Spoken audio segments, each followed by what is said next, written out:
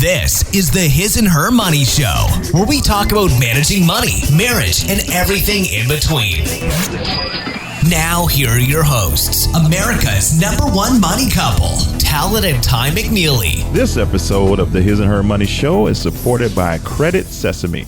For a lot of you all, you're trying to figure out where you stand with your credit to know whether or not you need to make some moves to improve it. Well, Credit Sesame is here to help, because they offer a free credit score and credit monitoring along with free ID theft protection. Don't hesitate. If you're trying to get on top of your credit, Credit Sesame is the way to go. You can find out more details by going to hisandhermoney.com/credit sesame. Welcome back, ladies and gentlemen, to another fantastic episode of the His and Her Money Show. Super excited about this episode, and we're super excited that you guys came back and tuned in. We're going to be talking about financial fitness. That's right, getting your finances in shape.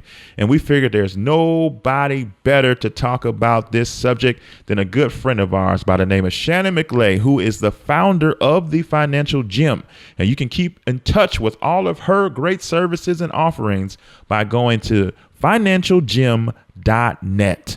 But Shannon came on and shared some great wisdom to help you guys get started on the journey to getting your finances in shape. So let's give a listen to Shannon and hear all of her great advice.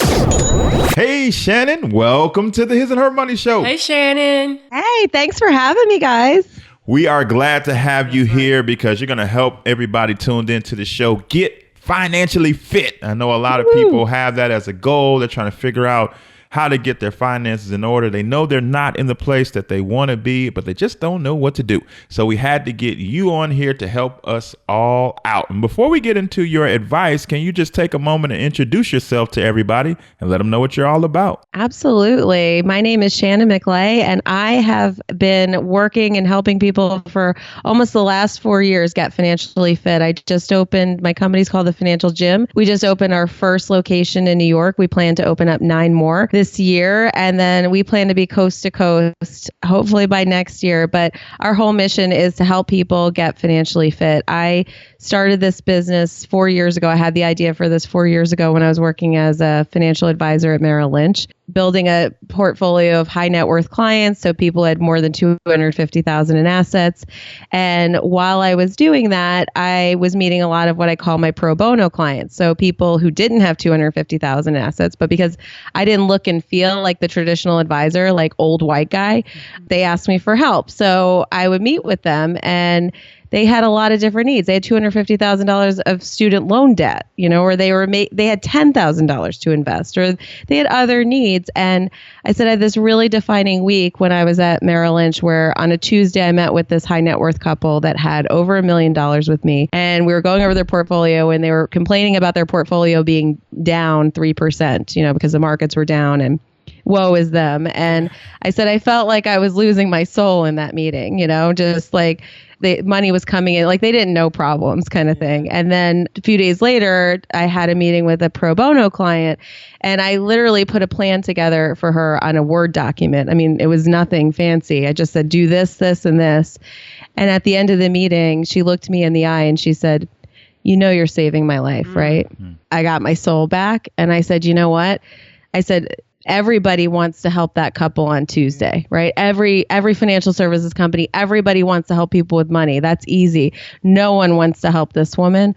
Nobody wants to give her a person. They want to give you a website or an app and say, hey, figure it out on your own. Like, look at this technology we have for you. What they're really saying is we don't want to give you a person to help you because that costs too much. And people need people. I mean, some people are fine with a website or app, and more power to you. But I wanted to give a place that if you wanted the help and you said, I'll pay you for it, I will commit to it. I wanted to give you the place that you can go. So that's the Financial Gym. Yeah. Man, I got goosebumps when you said that. I'm like, amazing. Wow. That's what we're all about. That's what we're all about. Most definitely. I know. Definitely. That's right. So, Shannon, in your opinion, what prevents people from becoming more financially fit? Everything. I say all the time, there's no reason why we should be good with money. There's absolutely none, because most of us don't have training in it. We're not really good at it. And there's billions of dollars a year spent on making us bad with our money.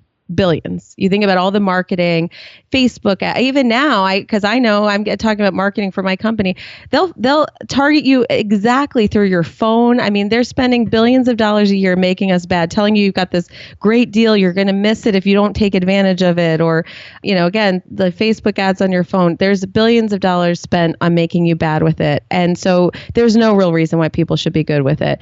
And it takes time and training and planning to get good at it. I think, it's just like physical fitness. We at the gym, the financial gym, we use a lot of the same analogies with money and physical fitness. And some of us are naturally fit and healthy, and it's like, congrats. It's the same thing with money. Some people are like that, but most people aren't, and I have to work out to watch what I'm doing physically. It's the same thing with money. Awesome. Yeah. I was going to say, we don't put the time in it. We'll put the time in to work out. Talaat, I know you go to the gym. We're Facebook friends. You complain about going to the gym, or all the people at the gym, right? We'll put the time in for our physical bodies, but we don't put the time in for our balance sheets. And then we wonder why we're not having change financially. That's the truth right there. That's the truth, because I think in a lot of people's mind, it's easier to get in physical shape. I think that they feel like they have more control over that and the results that they get from that. Mm-hmm. And then when it comes to finances, they think it's like almost like a foreign language that they don't have the ability to possess,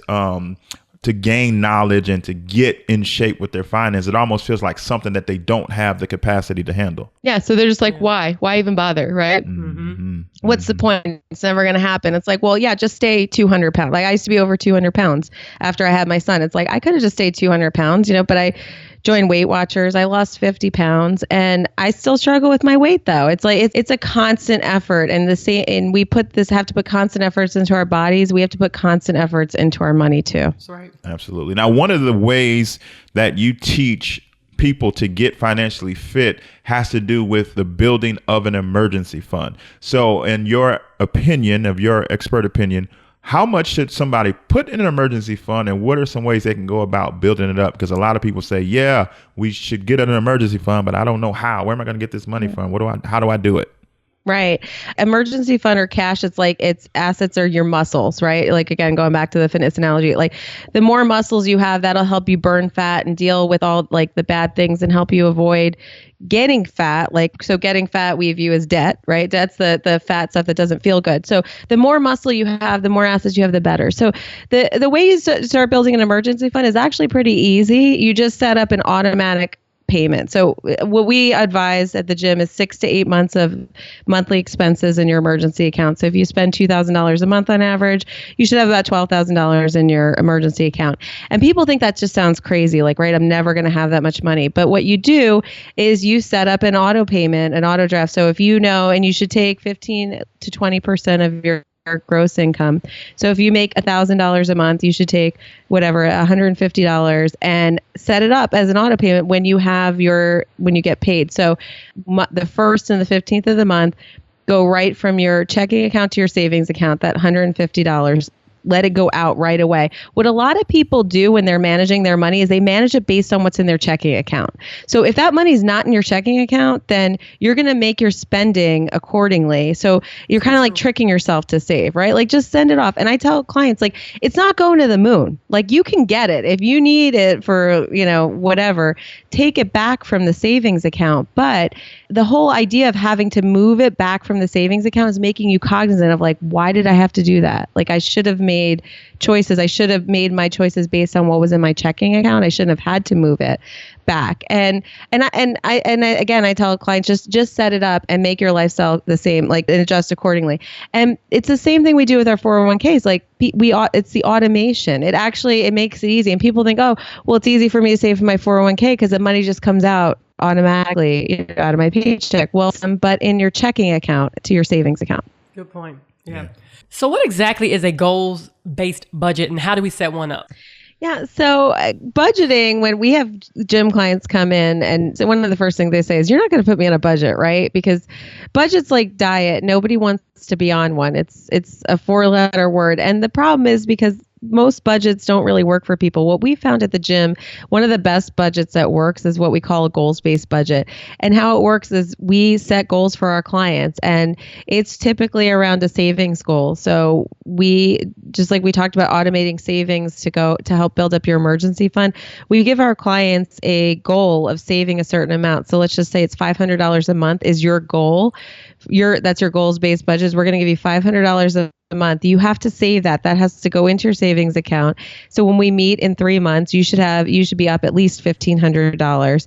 If you're hitting that goal, then, we're not going to give you a hard time about your mani-pedis or the purse you just bought or getting your hair done or like going out to eat.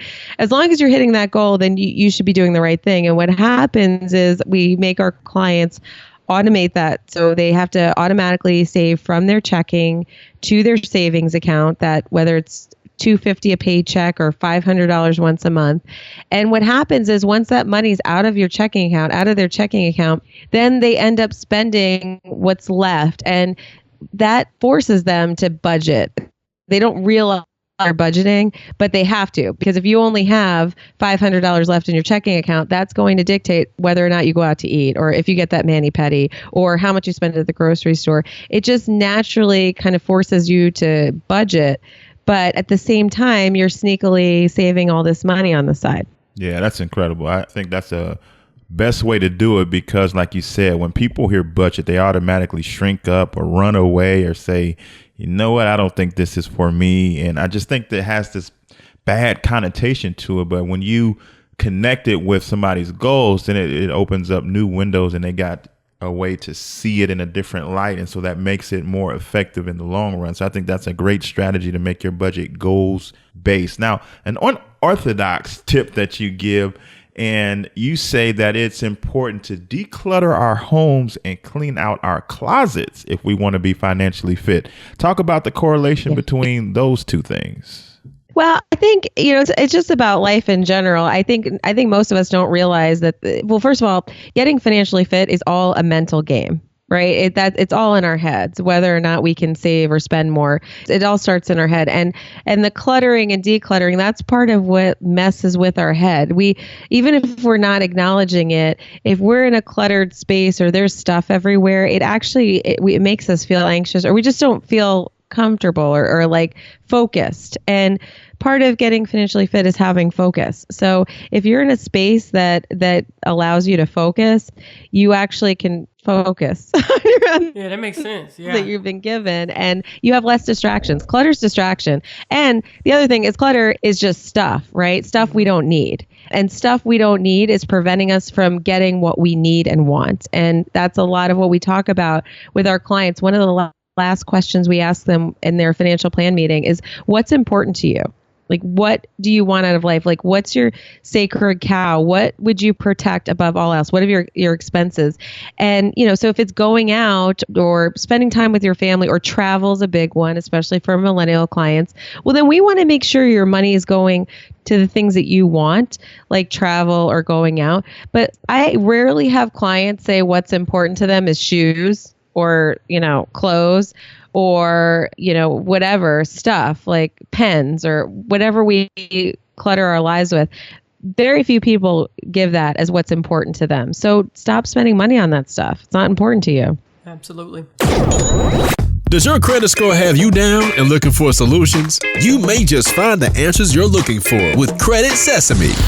Credit Sesame is your solution for a free no-hassle credit score, credit analysis, and tips for managing your money. They are here to help you take control of and have the tools you need to bring about a bright financial future. Get empowered today. There's no credit card required. Receive identity theft protection up to $50,000 and discover a marketplace for credit and loan officers that will help you get to your next level. Visit hisandhermoney.com/Credit Sesame for more details. So now you believe that there is power in saving up your loose change. How so?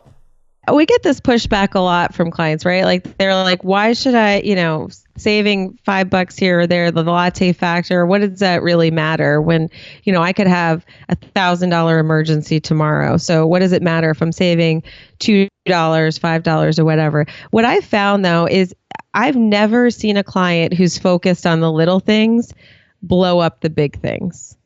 And it's all part of the training of being mindful and focused on your money. So if you're focused on that loose change or the small things, then it's going to filter through decisions. So you need to start training yourself to focus on those little things. And it's not just because you need to save $2. It's the process of focusing on your spending. And I say all the time, we work hard for our money. We work hard for every dollar. I hope all of us do. I know I do. I mean, Absolutely. I know you two do. You guys Absolutely. are hustling all over the place, right? We work hard for every dollar we bring in. We should make it hard to spend those dollars, right? But we make it easy to spend it. We've got, on our phones, whatever, like with swiping our credit cards, we make it easy to spend our money, and we should make it hard. And part of that is focusing on the details, on the little things. Think about it. For sure. I think that's a great point that I hope hit a lot of people. We work hard for our money, so we should also work hard, and there should be some effort with when we choose to spend the money that we just work hard to get.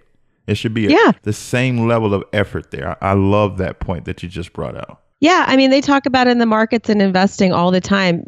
Most professional investors don't get concerned about the upside. They worry about the downside. They don't want to lose $1 rather than trying to make 5. They try to protect on the downside. We should do the same thing with our cash, right? Like let's not make it easy to lose that money. For sure. Now, another strategy that we love, we call it hustle season over here. You talk about that side hustling is a key to becoming financially fit. So what are some ideas on some side hustles that you have? Because a lot of people say, man, that sounds great, but I don't know what to do. Like, how do I figure out how to find me a good side hustle? Yeah. Well, what's really funny is like I try to brainstorm this with clients, and I'm going to give a little plug for my blogging friend, Dave Carlson. He wrote this book, Hustle Away Debt, and I got a copy of it. And I actually advise clients to get it. I think it's like $7 or $8 on Amazon. And I said it's money well spent because he kind of thought it all out for us. I feel like he's got tens of pages of side hustles, from dog walking to, whatever. He's like lawn mowing. There's so many suggestions that I tell people, just get that book and because there's even a worksheet to figure out like what your side hustle should be, and think about it, because I think enough of us don't think outside the box like that. And I find this with clients. I might throw out a few ideas like, writing or babysitting is a big one for some of my millennial clients. But if I find things that don't fit, then it's like you feel like you run out of options. But there's plenty of ways you can make extra money. I had a client a few years ago who told me she wanted to take her mom to Paris. And I was like, you don't have the money to do that. So where's the money coming from? And she was making $110,000 a year in DC working as a computer tech. And I said, well, and she still didn't have that money to take her mom to France. So she ended up getting a job at Target on the weekends. And this is the thing that where people need to get out of their own way on the side hustles. I think some people think, well, I make all this money, or I have this great job, and it would be beneath me to make more money, or to work at Target and wear the red shirt and khaki pants. And I'm like, how is anything beneath anybody, right? If you're not getting ahead on your money, or you don't want to get ahead and do something better for your family, like suck up your pride, put the red shirt and khaki pants on and make stuff happen. And I was so proud of her because she initially had that, like, I'm a high up in the Department of Justice. I'm not going to get a job at Target on the weekends. And I'm like, well, you're the one who wants to take your mom to France. Where's the money coming from? So swallow your pride and do it. And she did. She worked there for 3 months and saved the money to take her mom to France. And it was a life-changing event for she and her mom. Wow. Amazing. So can you break down what a no-spend challenge is and how it can help us achieve financial fitness? Yeah. So at the gym, getting financially fit's not easy. It's not fun. I'll be honest. But what we try to do is make it fun and create kind of challenges for our clients. And one of them is a no spend challenge. So it's just literally scheduling time on your calendar to not spend any money. So literally putting on your calendar Monday, Wednesday, Thursday are going to be no spend days, which means you are literally not going to spend any money. So you're going to have breakfast, you're going to make your own breakfast, lunch, dinner, you're not going to go online, you're not going to do anything. And what happens with that, just like regular exercises for our body, that's a financial exercise. And practicing those, doing those 2 to 3 times a week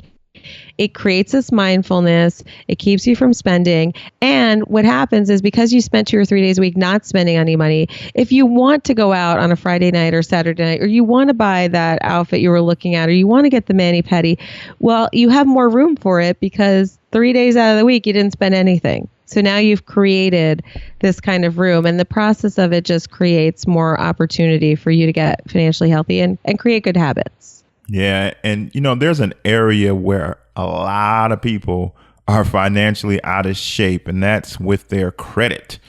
So what are some tools that you have that people can use to kind of get their credit back in shape? The first thing I have to say about credit and anything about finances is anything that's done can be undone, right? Anything we do with our money can be undone. So don't be afraid of that. There are some people with some really scary credit scores out there. I'm not going to lie. But the great news about it is with time and energy, you can get it back. With a bankruptcy or something like that, it might take you 7 years, but what's 7 years? At least if you start the process again, you could do it. One of the tools I love is just going to creditkarma.com. I'm not a paid affiliate or anything like that. I just like it for clients to go because they get a free, they go in for free. And it's not your FICO score, but it's close enough. But what I like more than just the score is they give you a credit or a report card. And I'll have clients go in and have check their scores and tell them to send the report card to me because I want to see what the problem area is with your credit. And I think that's a big problem with people working on their credit. They don't know why it's bad. They might know it's bad, right? Because if you're you could see that easily, but they don't know why. And I'll say that to clients. They'll tell me they have a 620 credit score and I'm like, what happened? And they're like, I don't know, and I'm like, well, something happened, what is it? And honestly, one of the biggest issues I see, the number one issue is credit utilization. So how much do you have on your credit card versus how much do you have available to borrow against? And if your credit utilization, so if you have a $1,000 credit limit and you have over $500, so you have over 50% credit utilization, that's going to impact your credit score a lot. And what I've seen, just a simple thing with clients, is if they pay down some of their credit cards and get that utilization below 50%, it'll have a significant impact on their credit score. I've seen clients just work on credit utilization alone. So paying down, maybe they'll take their tax refund and pay down one of their credit cards. Doing that alone have them an increase of 20 to 60 points on their credit score. Whoa. It's a large part of your credit score. Yeah. If you've done something like a bankruptcy or something that's going to take a while, that's just going to take a while to fix. And, there are things to do, like you just start using credit responsibly. Maybe you have to get a secure credit card. But there's some fixes like credit utilization. You can change your score pretty quickly if that's one of your issues. You just need to have the money, of course, to pay it down. Yeah, definitely good stuff. We would definitely have all the links to what Shannon is mentioning in the show notes. So definitely check that out. And if you are listening to this over on YouTube, check out the description box below. So Shannon, you also suggest that it's wise to save for the holiday season ahead of time. Can you give some suggestions on how to go about doing that? Yes, I've said this before. We just love automation at the gym, right? We are all busy people. We got a lot of stuff going on. And so we just love automating. I'm a huge fan of separate savings accounts for separate goals. And we have clients who know they're going to spend $2,000 around the holidays, or let's say $1,200 to keep the math simple. Well, if you know you're going to spend $1,200, that's $100 a month. So in January, open up an account, a savings or checking account, call it Christmas, holidays, whatever you celebrate, and create an auto transfer from your checking to your savings for that $100 every month. And then when you get closer to the holidays, you use that account to pay down, for your holiday spending.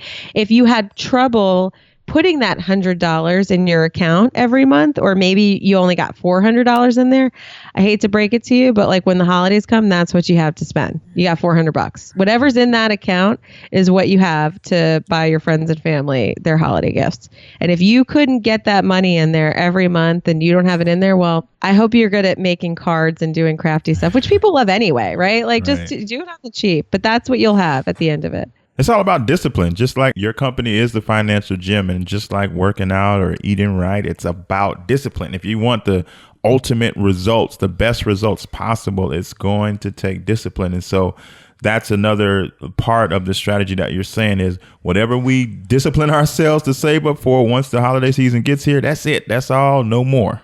Yeah, if you didn't do it, that's not my problem, right? And that's not your family's problem. That's your problem. And you have whatever's in that account. And, that's what you have. It's the same thing with other goals. I have clients who tell me travel's so important. Travel is a huge thing. And so I say, set up a travel savings account and, put whatever, $100, $200 in there every month. And then when you want to do a trip, look at what you have in that account. And if you've got $600, well, then you have $600. Figure out how you can travel and what you can do for $600. But what's funny is a lot of times clients will have zero in there. I'm like, whoa, what happened? Why is there no money in the travel? You told me travel was important. Well, this came up or that came up. And I said, well, travel is clearly not that important because you didn't make it a priority. So you can't just book this trip now. Like you didn't make it a priority in your regular spending. So, it's not a priority. And people don't really, we all want to make everything a priority, and we can all rationalize everything, and credit cards make it easy for us to rationalize everything. But just because we can doesn't mean we should. For sure. Another great strategy that you talk about is cash only days. Can you educate us on how that works? Yeah, so that's kind of like the no spend days. Cash only days and no spend days are actually the two biggest exercises we give to clients, and the two kind of easiest and best ways to control your money. So with the cash only day, you just set the limit. Like I got $20 today, any day. That's all I have to. And you literally leave the cards at home, your driver's license and $20 in cash. And that's what you have. And I tell people that the best, people ask about like how they can learn more about money or what's a good teacher. Cash is the best teacher for money, right? Because when it's gone, it's gone. Like you have to make your choices based on that. And there's something that teaches us about, that having to bring that money out and touch it and deal with it. And then when it's gone, it's gone. It's the best teacher. When we swipe cards, we shut our brains off and we're not learning anything. But if we're using cash, you have to pay $20 for something you have a $20 lunch and you have no money the rest of the day. That's a good teacher, right? Maybe I'm not going to have a $20 lunch tomorrow. Yeah, no, you're absolutely right about that. Now, I know that you mentioned the book about side hustles. What are some book recommendations that you have for people who desire to get their finances in order? Yeah, so I love the Hustle Way Debt by David Carlson. I really like The Recovering Spender by Lauren Grootman. I have a number of clients who've read that, who have spending problems. And what's funny is I don't think a lot of people identify as having spending problems, but there are a lot of really helpful things in her book. The other book I really love is Think and Grow Rich by Napoleon Hill, which is from the 1920s. And I just recently read it about a year ago. And I can understand why people would avoid it because a lot of us don't identify with wanting to be rich per se. But the great thing about it is it gives you really great tools about identifying what you want and need and how you go about doing it. And I truthfully have been practicing it since last summer, and I'm close to my Think and Grow Rich plan coming together, and I just love it. I think it's a great book. Again, I feel like I'm late to the game because it was written in the 1920s, but no, we're later than you because we have yet to read that one, and lots of people keep telling us that we have to read that book, so we might have to put that on the list. It's great. I mean, there's some, era appropriate language, that's a little bit odd, but I just got so much from it. A lot of light bulbs went off for me. And I realized that it's actually a lot of what they teach in the book is what I do with my clients. I just didn't know we were really doing it. And 90% of our clients hit their goals and have success. And I realized it's because they're doing that. We just didn't realize what we were doing. Awesome. Now, what if there's somebody who's listening to the show right now who doubts really their ability, their capability to get their finances in shape because they're just so used to losing in this area? They don't know if they have the ability to win. What words of encouragement would you offer to that person right now?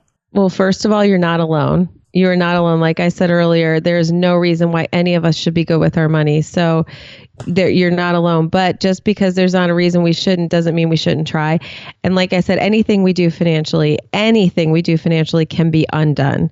It just takes time and energy and a commitment to it. And I have clients who have had hundreds of thousands of dollars of debt. I've had clients start with me who barely had the monthly fee to work with the gym, and we started $85 a month. So they barely had that money in their checking account, but they knew it was important for them to make a change, and they've made those commitments and they're doing it and they're putting in the heart. And It's hard work. It's not fun.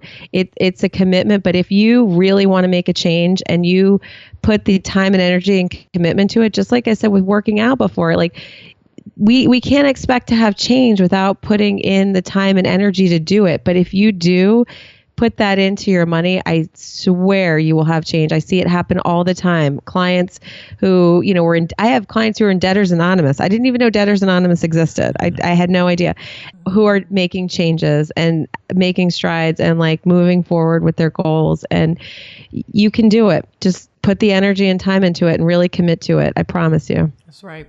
So can you please take the time to tell our audience more about your company, your site, your show, and all the services that you offer and how they can connect with you? Yeah, so they can find us at financialjim.net. And like I said, we have a location in New York, but we also work with clients virtually. So you can look up all of our pricing and our plans on there. My financial trainers are literally the most amazing people on the planet. I always say we have a 90% success rate with clients, and it's because our trainers don't give up. It's our trainers will be there helping our clients figure out what their money issues are. And as long as the clients do the work, we can't do the sit-ups for them, Right. but we're going to be there with them and show them the right way to do the sit-ups and be supporting them and tell them how many sit-ups to do. And as long as they do that, they get the results. So that you can find us at financialjim.net. I have a podcast called Martinis and Your Money, which you guys were on. You're amazing. Martinis and Your Money, living a better life, one cocktail at a time. And you can find that on iTunes and Stitcher. And I am on Twitter at blonde_finance. And yeah, just Google Financial Gym and find us there. Awesome. Shannon, this has been fantastic. We know that everybody tuned in is ready to get their finances in shape. And now you've given them the tools necessary to make it a reality. So thank you so much for coming on the show and sharing your wisdom with everybody today. Thank you so much, Shannon. Thank you. Wow, that was incredible. Shannon shared a plethora of tips and strategies to help you get your financial fitness up to par. The question is, are you going to take action? That's what it all comes down to, ladies and gentlemen, is the fact that action must be taken. You can't just hear great advice. You have to apply great advice. So that's our hope. Ty and I want you guys to win with your finances. And that's why we brought Shannon on from financialjim.net to share her incredible insight with you. Now put it to work and let's start winning with our finances. That does it for this episode of the His and Her Money Show. Don't forget, you can always keep in touch with Ty and I over at our website, hisandhermoney.com. Here it is. No matter where you are on the road to financial freedom, the key is to start now and finish strong. Thanks for tuning in to the His and Her Money Show. For more information on how to win with your finances, be sure to visit www.hisandhermoney.com.